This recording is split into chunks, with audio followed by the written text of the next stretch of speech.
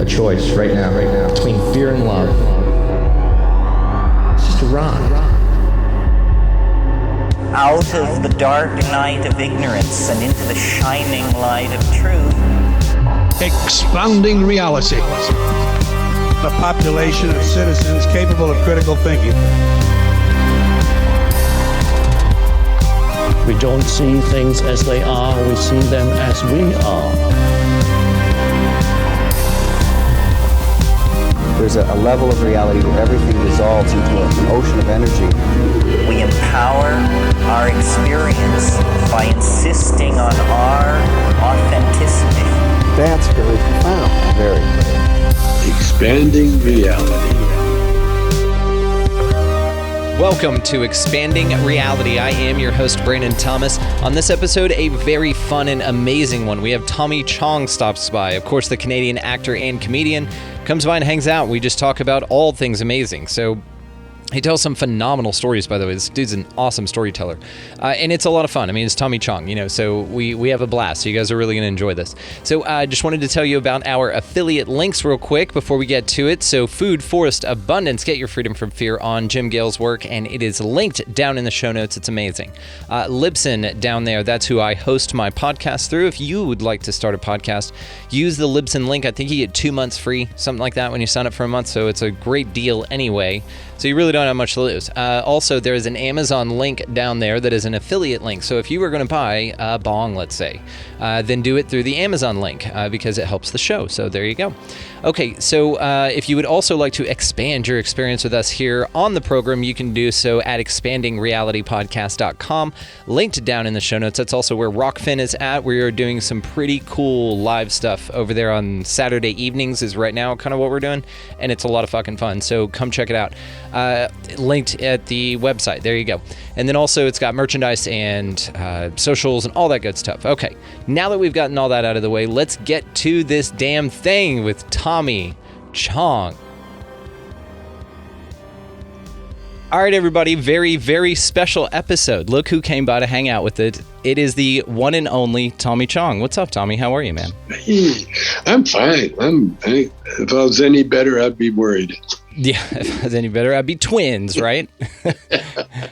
I love it. Well, dude, it's good to meet you in person-ish, finally. So you just been one of those guys, man. You gotta, if you get the opportunity to talk to Tommy, you got to take him up on it. So a lot of teeth in there.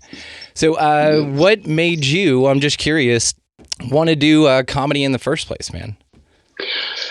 It boiled down to that was the only thing that I was good at that was just me, period, I loved watching comedians, but I loved watching jazz players. I love watching people, and I like playing. I enjoyed playing music, but I was always a backup musician as opposed to the lead.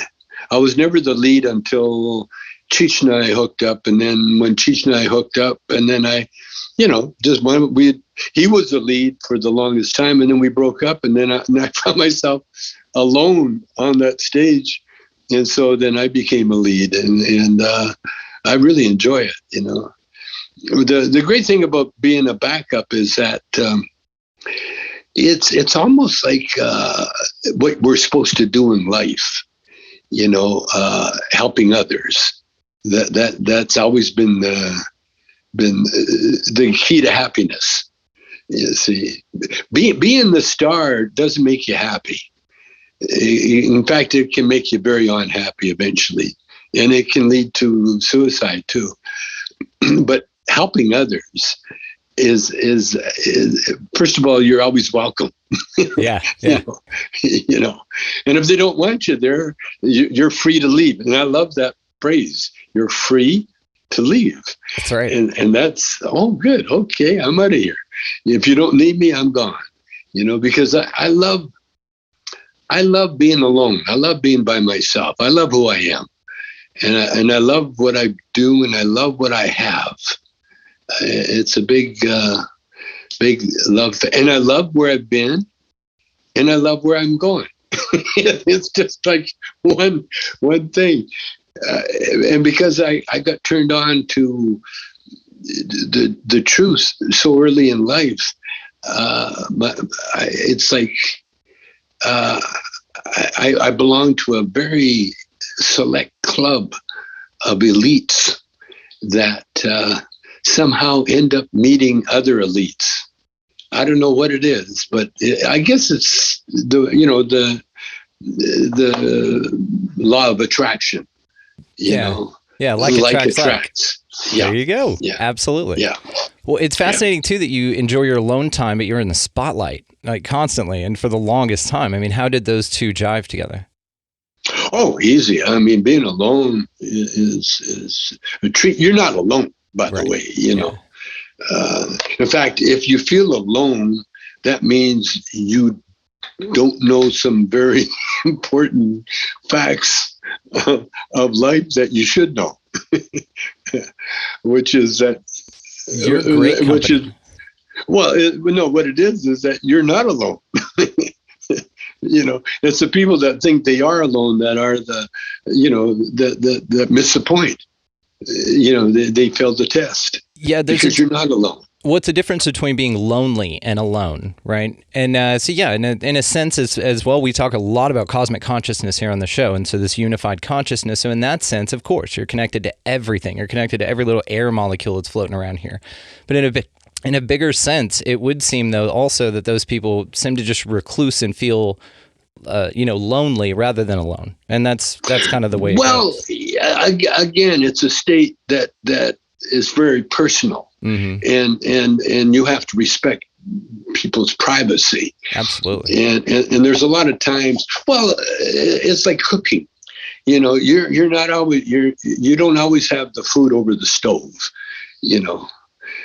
And there's a lot of times where when you marinate, you just stick it in a cold place or a hot place or whatever it is and leave it alone. You see? Yeah. And so that sort of tends to be the rule of thumb with everything. You know, there's a time and place for everything. And, it's just like you don't always have to be on if you're a comedian. In fact, the people that are on, I feel sorry for them because it's like they can't shut it off, you know? Yep, good point. It's like the water faucet that won't turn off. Oh, my God. You know, what am I going to do? A hard pass, yeah. Yeah, but then again, you know, everybody sort of like, it's like winning. You know, people think, oh, you got to win, you got to win, you got to win. No, you don't have to win. You have to participate. Yeah, there you go. Yeah. Yeah. Agreed. And you can participate just by watching, you know. Like some people, like I used to feel sorry for people that were in wheelchairs and people that were, stuck, or as we call it, stuck in bed or stuck in a room, and then after I did my time in jail, one thing I learned to do is respect other people's lives in a sense that, again, leave them alone. You know, it's just being able to. I like it like this here. You need direction, and like the Bible or the holy books, the different holy books. What they are, they're directions to formulas. If you want this, you want to be happy, you want to be prosperous, there's certain formulas that you can follow. Now, you can do it instinctively, like a lot of people have, or you can read how other people do it and do it that way. There's all sorts of ways to do it because we're so blessed with our facilities, what we have to work with. And I don't know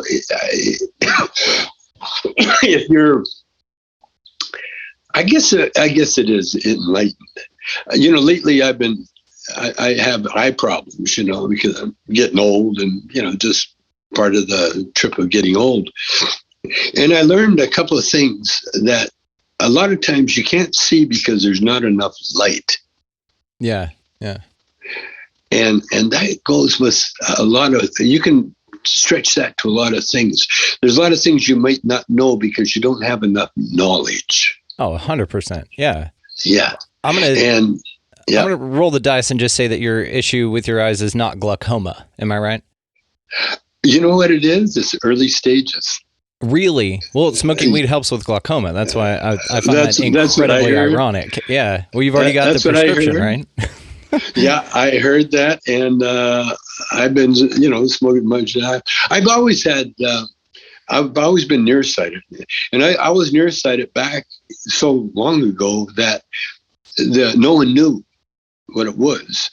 But the fact that I would get up from my desk and walk up to the front of the class and read the blackboard, kind of give people hints that this guy might need glasses. Well, that's hilarious because that's a joke. I mean, there's your joke right there. I was nearsighted before the diagnosis. You know what I mean? Yeah. That's brilliant, Tommy. Nice job. You still got it, ladies and gentlemen, of course. Well, I wanted to ask because you did touch on it. I want to know where you find yourself spiritually these days. I'm at rest. I've evolved.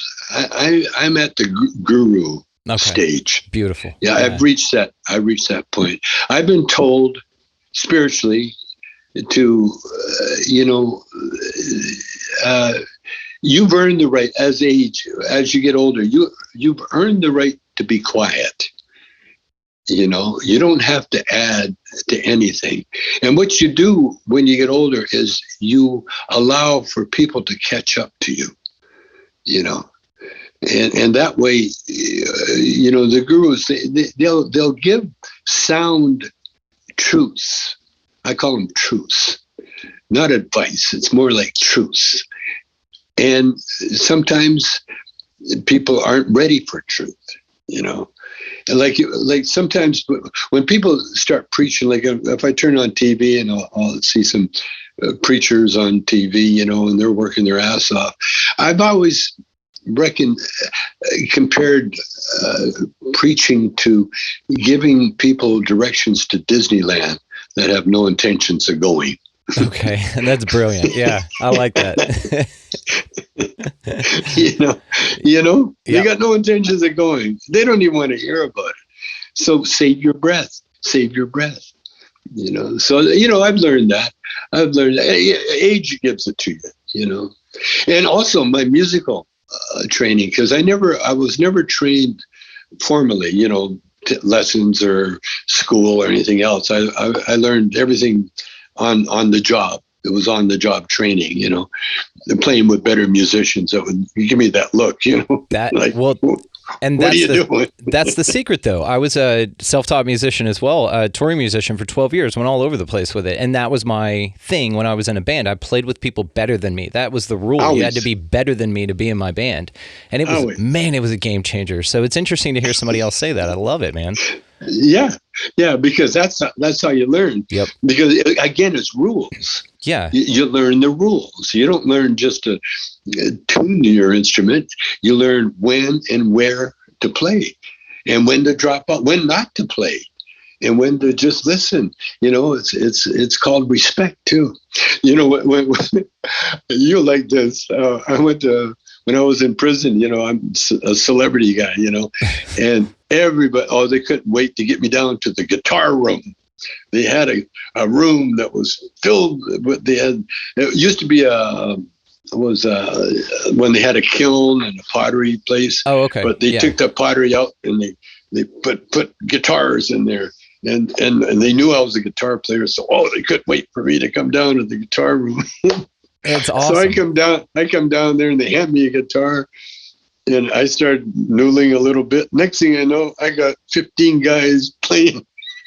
That's awesome. Just hanging out? No, they're playing their version of what they know. Oh my God, that's awesome.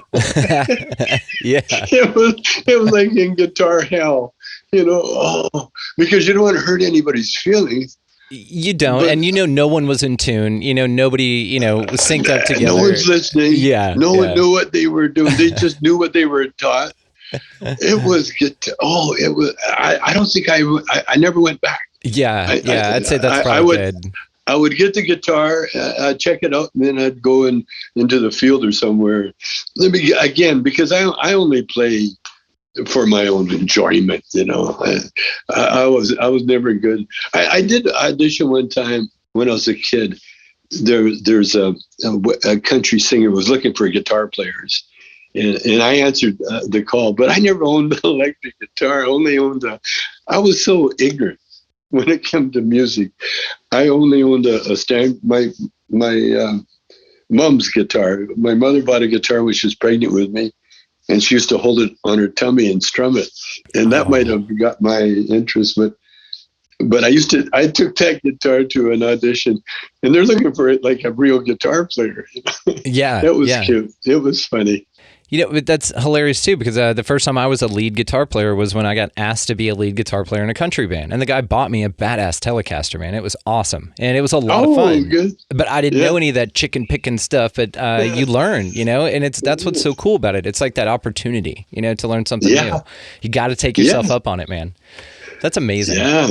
Well, I actually had a couple of questions from some friends of mine. So I wanted to ask you these. So a friend of mine, Mira, wanted to know, is there anything that you wouldn't try again as far as altered states, as far as substances go? Is there anything off the list for you that you've done? No, but there's things that I haven't tried. Okay. That I won't try. Okay. Heroin is on the number one on the list. I once asked this friend of mine. In fact, he was the guy that gave Lenny his lethal dose, and he was Lenny Bruce's father-in-law at one time. He was married to Sally Marr, and he was a heroin addict. And I asked him. I said, we got tight, very tight, Tony. And I asked Tony. I says, what is it about heroin? And he didn't say a word. He just reached in his pocket, pulled out a packet, and handed it to me. And didn't say a word. So I took the packet and put it in my pocket. And then when I went home, I put it in the sock drawer. And then about a month later, I went into the sock drawer and pulled it out and flushed it down the toilet. My man. I said, it was a stupid question.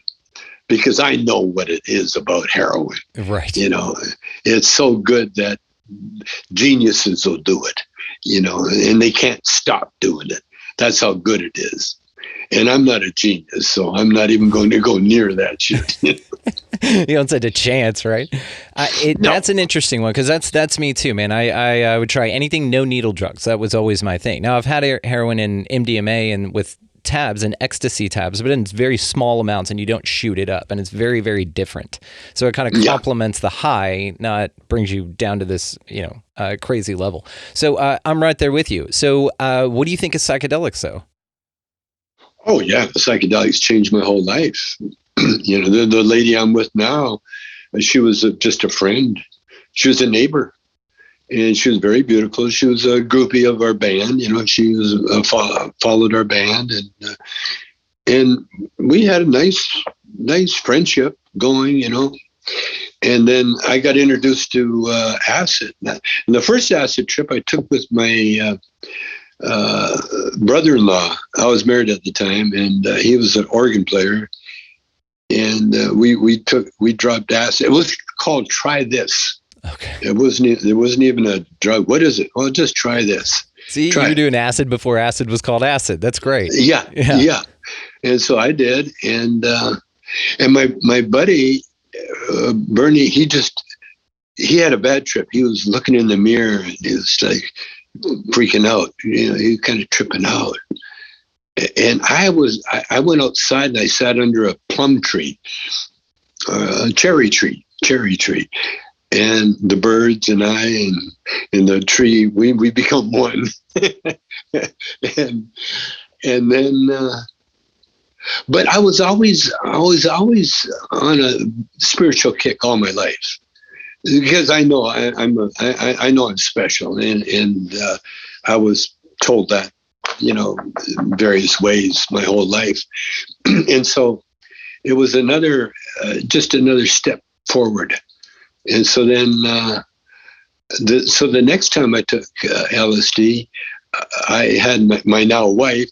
She was like my guide, and she just took me around, and we just walked forever.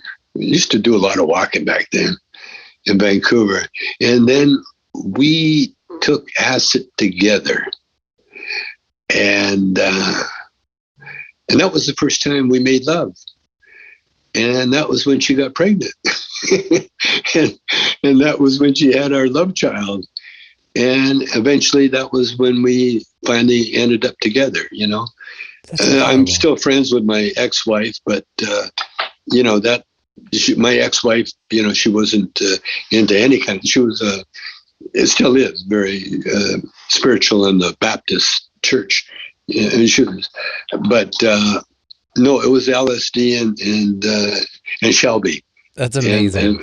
And we're still together. And then the last time we took acid, it was a comedy of errors, because we knew what it did and everything. Okay, we got offered this window pane in Denver. And so it was a gig, and we played the next day. So we had the time, and we're off that Sunday. So we planned it. Okay, we're going to do some window pane, but we're going to go to a Disney movie so we can see something loving and funny and light, and So we found a movie, and we dropped the acid. We took a cab to the movie theater and went inside to see Thumbelina. Well, Thumbelina, it's not a cartoon. It's a real movie about a young girl marrying a rat. Yes.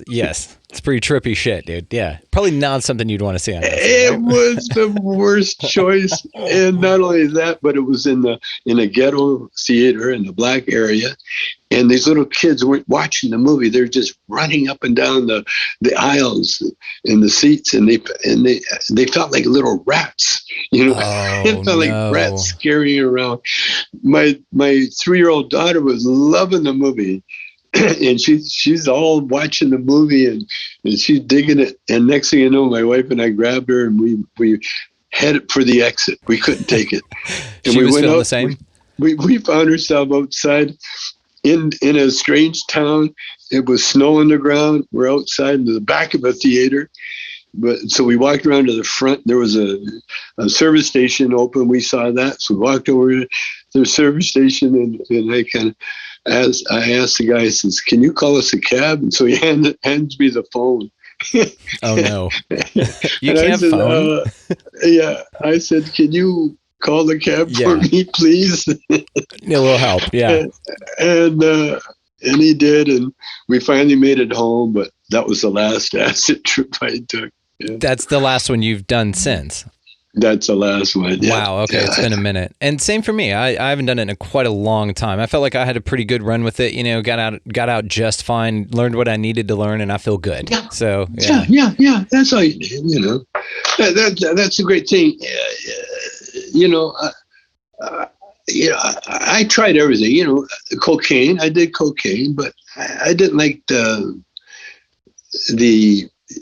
after effect, yes. or the, I don't know. I just didn't like the kind of people that put you around. Yes. And stuff, yes. Great point. And I had bad karma with cocaine. Like one time I borrowed, when Cheech and I were trying to, going to auditions and hanging out with people that had already made it, that kind of thing. A lot of coke around, and 3 Dog Night, that group, and we knew them, and we're hanging out at their parties, and I borrowed my ex-wife's car. Yeah, because my girlfriend, or my wife now, we never had a car. We had a scooter, but I borrowed her car, and it was parked in front of the party we were at. And we went in and we did some coke, and then I came out looking for the car and it was gone.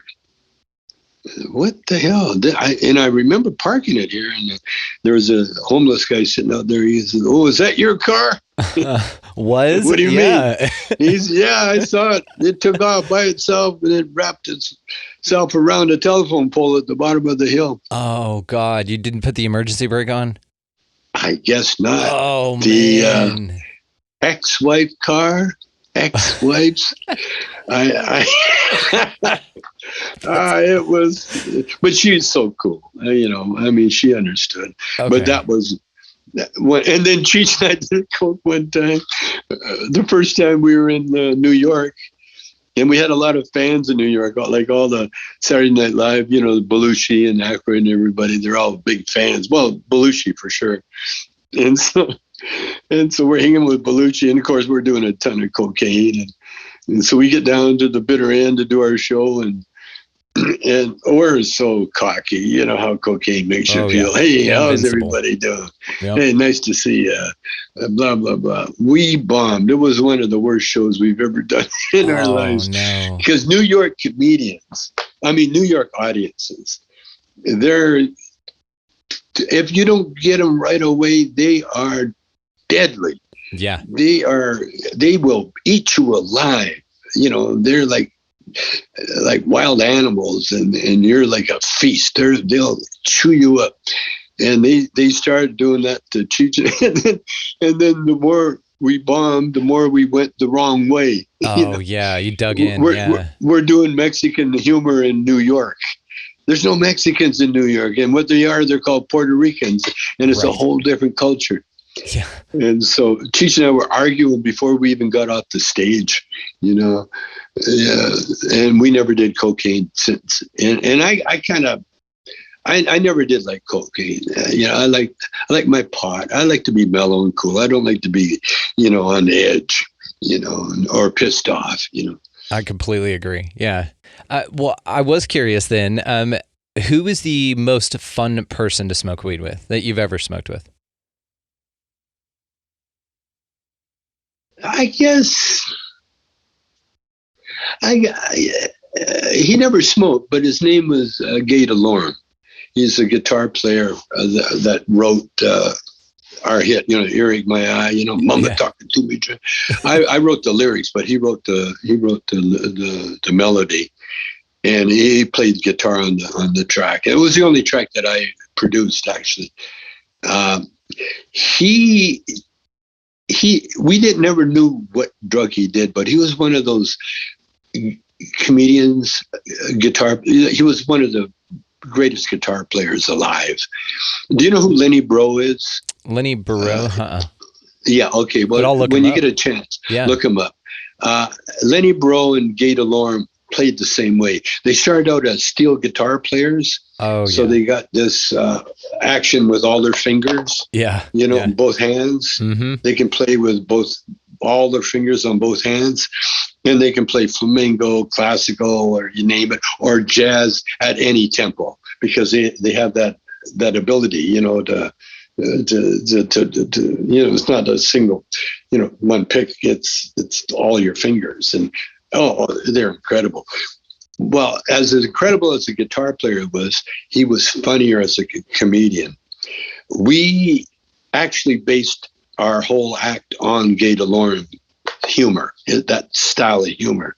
That became Cheech and Chong, because Cheech and I both, I started an improv club in a strip bar, and Gay DeLorme actually helped me write the first couple of bits that we did without Cheech. Oh. And let me tell you about the strip bar. It was it was Vancouver's first titty bar, and it sort of attracted all the bikers, the horny businessmen, and those types, and very hot looking girls. They were Canadian and very young and very beautiful and young and incredible bodies. Just smoke shows. And so, but the show was, it was a strip show, boring, and there was no lap dance or anything like that. It was like a Canadian style trying to be decent stripper club, you know. He just And didn't so work. what worked, you know, we had a lot of perverts in there and Okay. a lot of money. It made a lot of money, shitload of money. But then I was looking at it from a theatrical standpoint, and I realized, you know, the girls are so beautiful in their street clothes, but when they put on their costumes, they look very slutty, you know. Uh-huh. And so I thought, you know, what if I did an improvisational club using the girls as actresses instead of dancers? And so then I arranged for the MC and the singer. You know, we had a vocalist there, and we had a band too. The band was going to play behind the curtain, and so we started an improvisational theater. And the first bit was hilarious. The first bit, because we never let anybody know we're changed from a titty bar to a improvisational club. And so the bikers are all sitting there, they're waiting for the girls to come in. And instead of the girls, we send out a mime artist. and they were so stunned, they didn't know what to do. They're just waiting, their anticipation. They knew girls were going to come up, but okay, the mime artist. And then we sent out Guy Delorme as a classical guitarist. He's playing for the mime artist.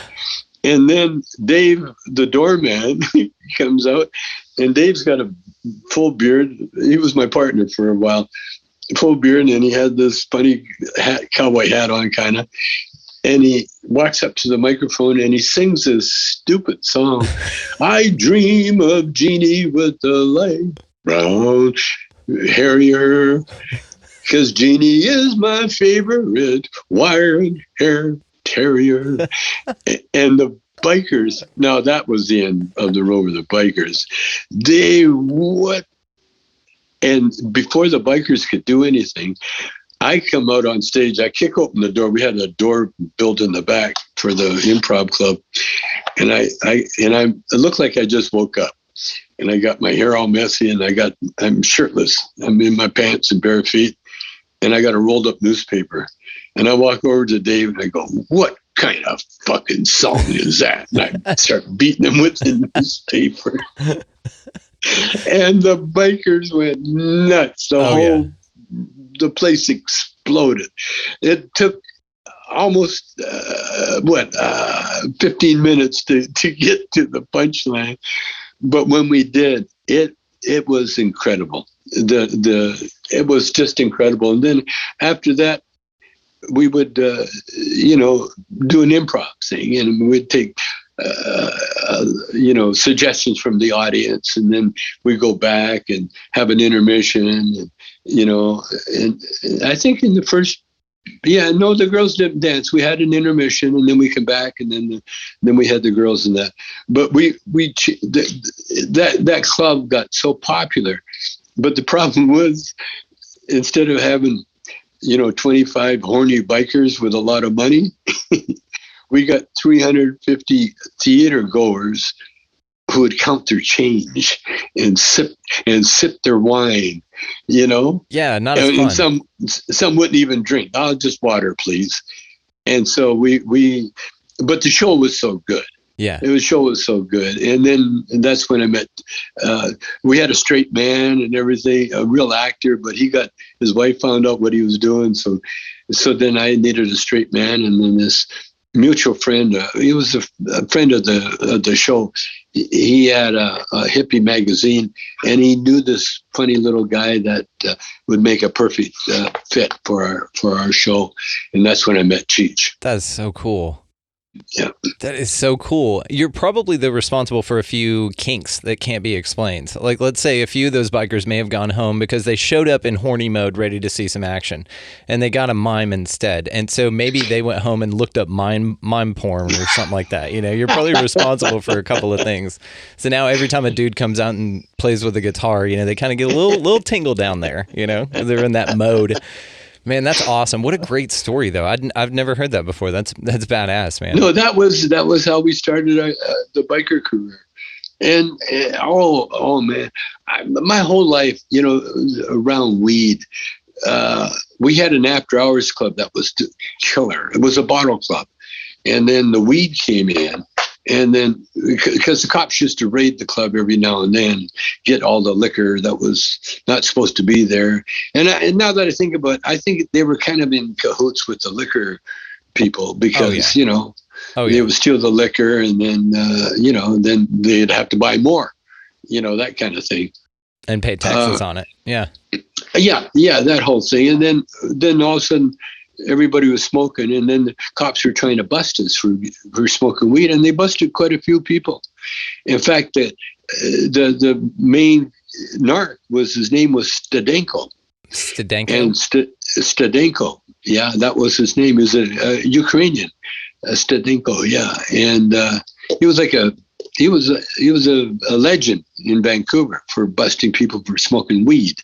We had a young kid that was a boarder at my folks' house, and he had a bag of weed. He ended up going to jail for like 6 months or something. See, it's crazy. It was for nothing. He was, like now it's legal. So anyway, when we did our movie, when it was time to figure out the cop, well, I named him Stadenko. Beautiful. That's perfect. Yes. And I outed him so much that he got transferred to Turkey. Oh, he spent the rest of his career in Turkey. and when he retired, the fellow narcs called me up because they all became, everybody became a fan of the movie. And especially when they got one of their own, in the movie, And so when when Abe Stadenko retired, his partners called me up, and they said, Abe's retiring, and we want to present him with a poster of the Up in Smoke because his name was on the poster. And apparently Abe wasn't that thrilled, because he was serious. Yeah. But we made him a clown in the movie.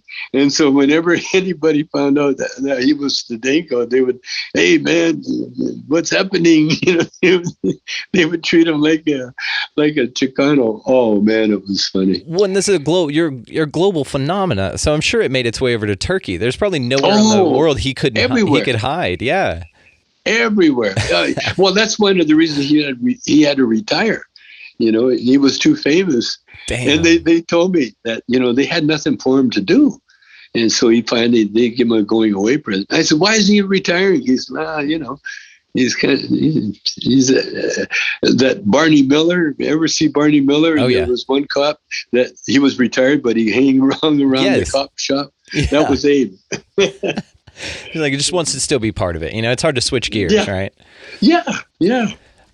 Well, I wanted to ask, have you ever been just too high? Oh, yeah. Oh, yeah. Oh, yeah. Oh, yeah. Yeah. Luckily, a couple of times I wasn't home. A couple of times. One time I was in Colorado. You know how they just legalized it? Yep. And so I'm in Colorado, and I started coming down with the flu. And so the club owner, the dispensary owner says, here, take a gummy. So I took a half. He said, just take a half. So I took a half, and I sat there for a long time, and I wasn't feeling it. And, and I'm not good at gummies, I'm not good at edibles because I'm old school, it's a muffin, I'll eat a fucking muffin. I'm not going to eat a corner of a muffin, I'm going to eat the muffin. And so I ate the gummy bear, and then I ate the other half, and I had to do a meet and greet when I got home, and it was like breakfast at Bernie's. I literally sat on the edge of the couch with my eyes closed, and people would sit next to me and take a picture. I could talk, but barely. A few times. Yeah. Another time. Ever heard of Rick Simpson Oil? No. Okay, Rick Simpson is from Canada. It's a very interesting story because Rick Simpson and his buddy got pancreatic cancer. Mm. That's a death Yeah. thing. So Rick Simpson gave him this oil, this hash oil that he had got. Anyway, the guy took it for a few times and felt good, but he had to do the operation. So he went in for his operation, and they were kind of surprised because he instead of being sick, he was walking around.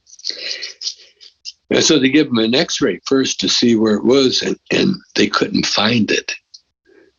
It had gone. The tumor had disappeared. And so they called them, and so they asked what Rick Simpson asked him asked the guy what he did. The only thing he did was cannabis. And so they called the cops. The doctors called the cops. No way. Yeah, and reported them.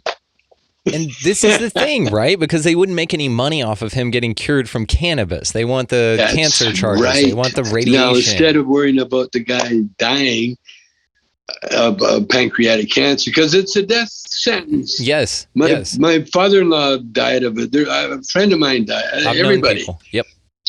But Rick Simpson oil, and then the same oil, this other friend of Rick's had some cancer on his skin, on his face, and so he rubbed the Rick Simpson oil on his face. That disappeared. Really? And so they thought they were onto something, and they were trying to find a place to have meetings, and because all of them were veterans of the armed services, they were that old that they were using the Legion Hall as a meeting place. But because they were dealing with marijuana, the Legion kicked them out. They weren't allowed to do the meetings there. And this is to cure fucking cancer. Dude, now. it's insane. It's insanity. I mean, do these people even hear what they're saying? They tried everything, but that's Canada. That's they get one. You're not supposed to do that. I don't care if it saves your life. My job is to make sure you don't do that. That's the kind of weird shit that's going on. But I've been a few times. One time I took that Rick Simpson oil. I guess it was around. Was I healing at the time? Yeah, I was at a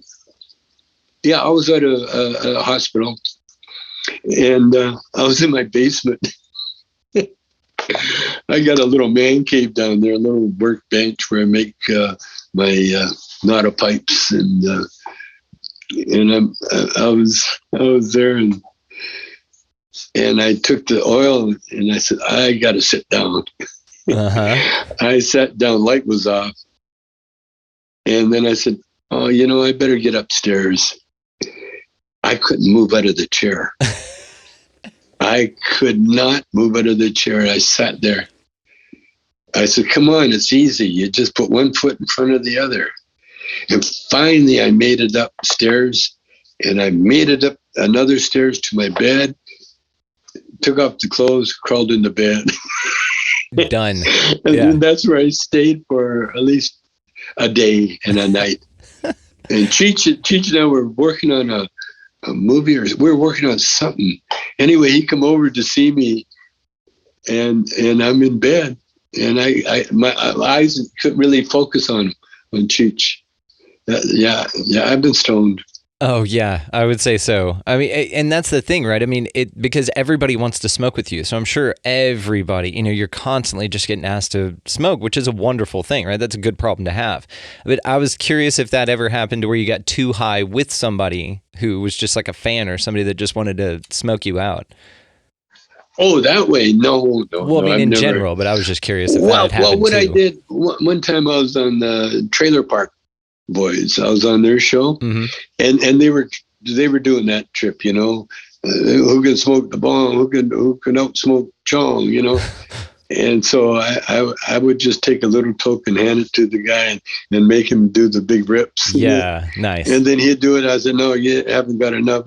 That's smart. See, this is why you're the master. He kept doing it. And so finally he couldn't take it anymore. and I would just do a little hit. No, I know, it's all ego and it's all ignorance too, when they start doing who smokes the most. I know, like Snoop Dogg says that the only guy, Willie smoked him out. Yeah. Yeah. Well, I smoked with Snoop Dogg, and the only thing I can say about Snoop Dogg is that when you pass him the joint, say goodbye, because you're never going to see that joint again. He bogarts like a rapper. Like nobody's business. Yeah. Yeah. As you do. You don't see it. That's funny. One time I got high with Arnold Schwarzenegger and all the muscle heads, And when they would meet over at this Zabo Kazuski's house, another muscle head. He was Mr. Natural. And everybody else was on steroids except Zabo. And Zabo had the best body of them all. Right? But he'd win every body part, but never win the overall, because he was about my size, 5'9", 5'10", and then, but Zabo was Mr. Natural. In fact, there's a song called Nature Boy. There was a boy, and Zabo claims to be the guy that they wrote the song about. And I believe it. But anyway, Zabo had they had a bong, like the Chong bong.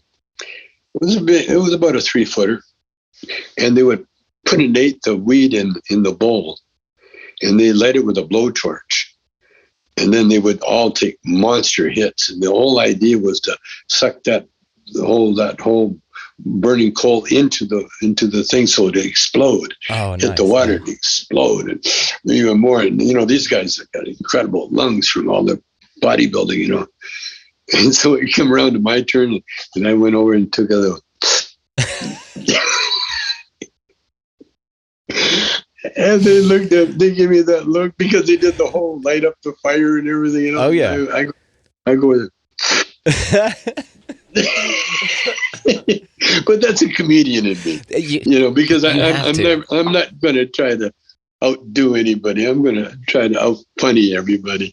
That's better than anything you could have done. Yeah. It got a laugh. Absolutely. And it also gave me a reputation. Sure. Yeah. Well, let's wrap it up on this question, man. I kind of wanted to go out just on a curious note here for myself personally. I just want to know what gives you hope for the future. Like, what gets you excited to get out of bed every morning? The fact that we're only here for a little while. And every day is a blessing. Every minute is a blessing. Because I know, I know that we are eternal beings. Our spirits, they're eternal. They've always been here. And we're only here for the adventure and the knowledge. We got to learn. And sometimes it's hard to say what we're here to learn, but it's all ordained before we even get our consciousness, because the spirit world is really where we reside, and the spirit world. Here's what I've learned over the past year. For every action, there's a reaction. For every up, you can't have up without down. You can't have left without right.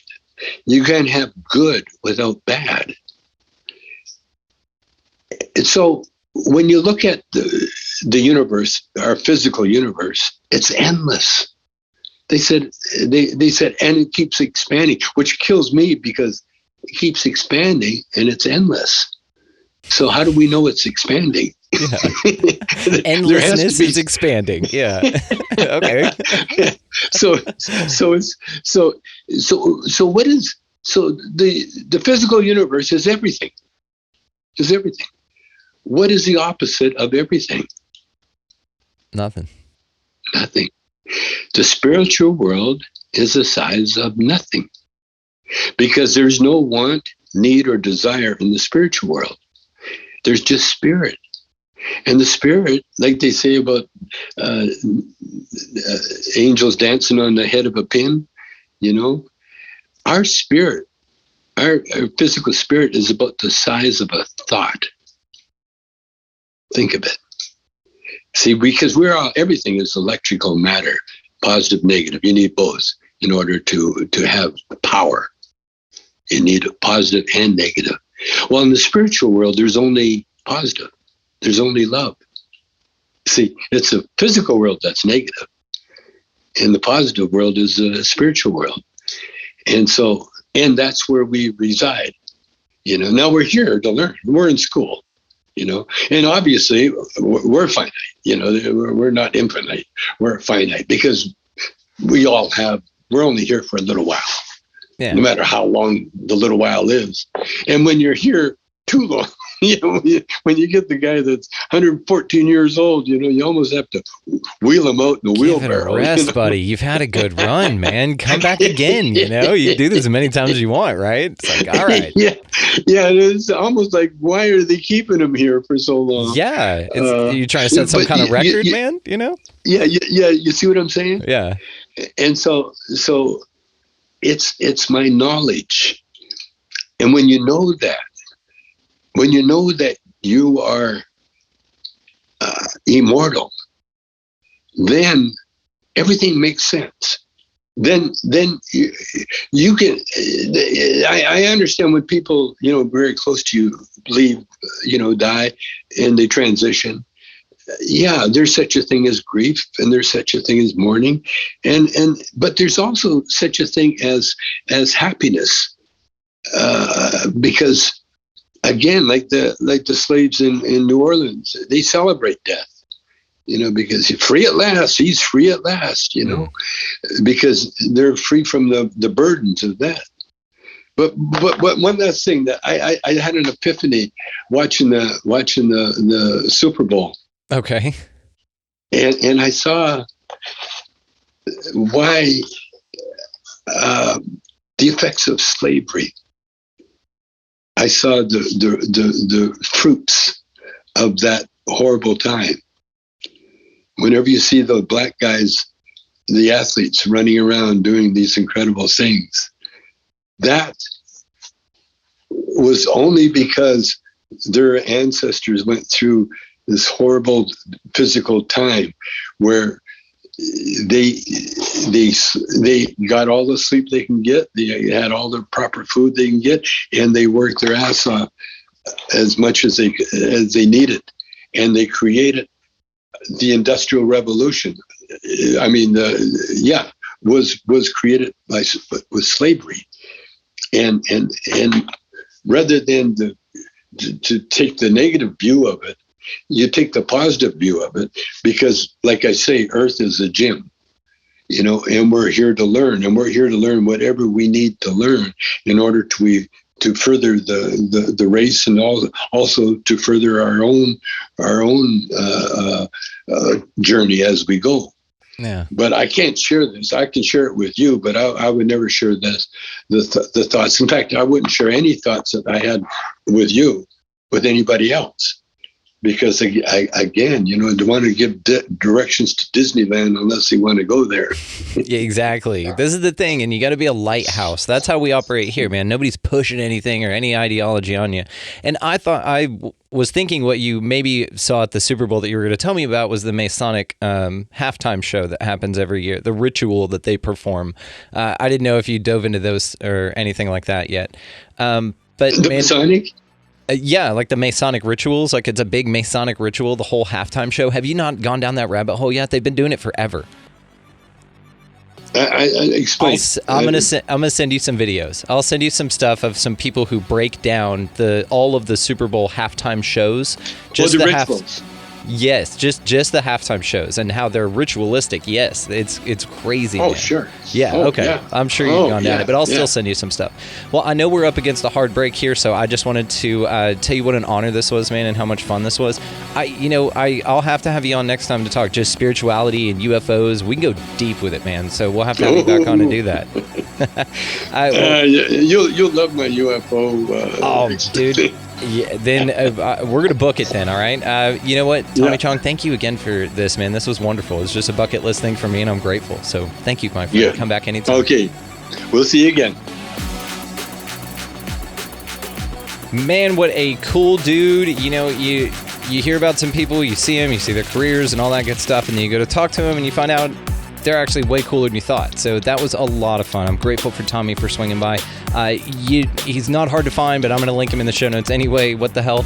So there you go on that. Linked also down in the show notes is going to be our affiliate link. So we've partnered with Food Forest Abundance to be a part of their change of the entire place with replacing lawns with edible food for your family so you can survive. And this is how you get your freedom from fear on. So check the link down there to do that. Also, if you would like to host your own podcast, if you're just like, man, I'm thinking about hosting a podcast and I just don't know what I do or whatever, I don't know if I can do it, I don't know if I'm cool enough. You are fucking cool enough, first of all. Second of all, do it because it's awesome. It's like the coolest thing ever. You get to talk to people like Tommy fucking Chong, and it's amazing. So definitely do that, but check the link down there if you're curious about that. You buy a month, I think they give you 2 months free. It's crazy cool. So also down in the show notes is going to be our Amazon affiliate link. We partnered with the machine so that anything that you guys want to buy, do it through this link on Amazon. If you want to buy new rolling papers or a bong or something like that, do it through the Amazon link. It helps the show. So there you go. Some of you are going to do anyway. And if you're not the one doing it, pass it to your mom. Just send that link over to your mom and be like, hey, buy your shit on here. It helps the show. She'll be like, oh, okay. Anyway, also, if you would like to expand your experience with us here on the show, you can do so at the link down there titled expandingrealitypodcast.com. That is going to be where links to all of the socials, Rockfin, merchandise, all that good stuff. Now, over on Rockfin, we are doing some really, really cool live stuff, so make sure that you guys check that out. Also, if you were questioning, should I go on Rockfin? Yeah, there's a bunch of amazing people over there. It's a lot of fun. So, after all of that, guys, go out into this beautiful place, whatever the hell this thing is, and y'all pick up a piece of litter. Be nice to everybody that you come across, animal entity, no matter what. Show them some kindness and some love. That's how you do it. Buy somebody a coffee or a meal in line around or near you or something like that. It makes a small thing for you, but a massive ripple effect through the collective. So take yourself up on that opportunity next time you have it. Also, get out of the left-hand lane. That's a pain in the ass. And above all and anything else, guys, go out into this beautiful place, whatever the hell it is, and y'all just be good to one another. Thank you so much for listening. We will see you next time.